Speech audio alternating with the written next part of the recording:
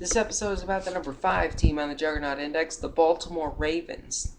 When you look at the year-end numbers, you might assume that the 2009 Baltimore Ravens were purely a running football team. They finished 7th in the league in rush attempts and 5th in rushing yards. Even when the Ravens threw, it was often an extended handoff. Ray Rice led the team in receptions with 78, and he led all NFL running backs in targets with 101. But early in the 2009 season, Baltimore actually featured a high-scoring, multi-dimensional offense. The team threw the ball frequently, and not just to Rice. Joe Flacco opened with a 307-yard passing performance in a win over the Chiefs, going 26 for 43 with 3 touchdowns. He attempted 47 passes in Week 4 at New England, then 43 in Week 6 at Minnesota. Flacco topped 300 yards in 3 of his first 6 games, and he entered the Week 7 bye with 10 touchdown passes, on pace for 27. However, after the break, the Birds were grounded. Rice emerged as an absolute star, and Flacco never attempted more than 36 passes in any game the rest of the way. He put the ball in the air just 10 times in Baltimore's wild card win against the Patriots, completing only 4 throws. We've since learned that Flacco was limited by leg and hip issues late in the year. And I quote, "If you actually saw those injuries and saw the amount of rehab and everything it took for him to get ready to play on Sunday, people would be amazed at his performance," said coordinator Cam Cameron.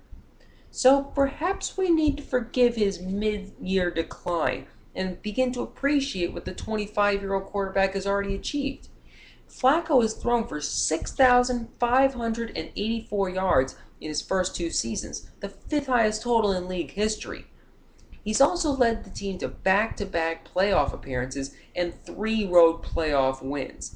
Flacco has terrific size, 6'6", excellent arm strength, and an outstanding offensive line, with an upgraded receiver core. If the 2010 Ravens simply give us the same run-pass mix they opened with in 2009, Flacco will deliver a solid profit on his draft day price, ADP 92.2.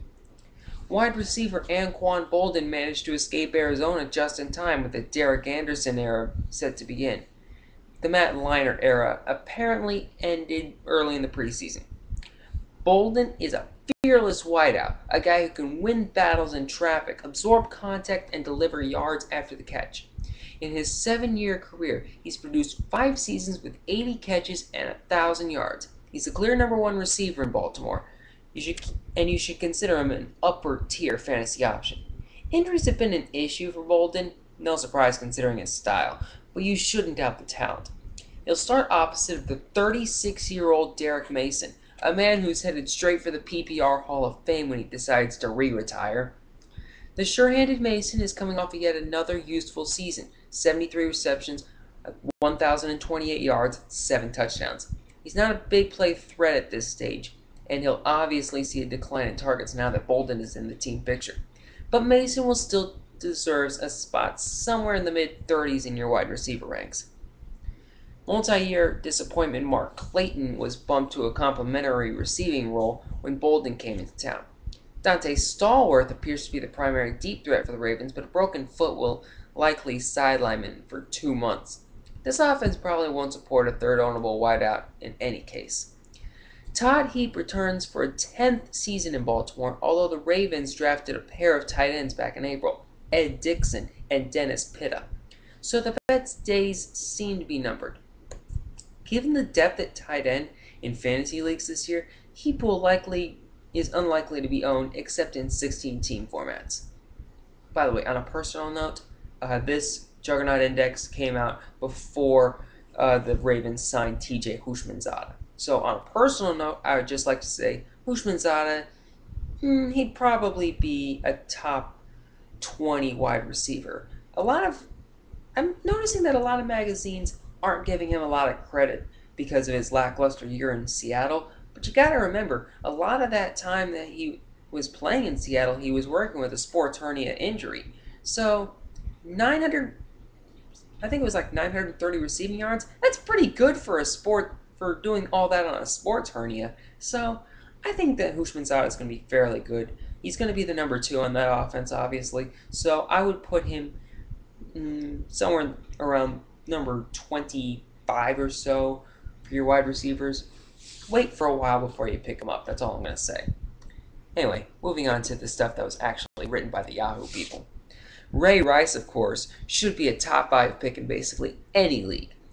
There's a case to be made for selecting him first overall in formats that heavily weight receptions. It's not my favorite configuration, just for the record, but I hate to overstate the importance of checkdowns to running backs. But it's your league.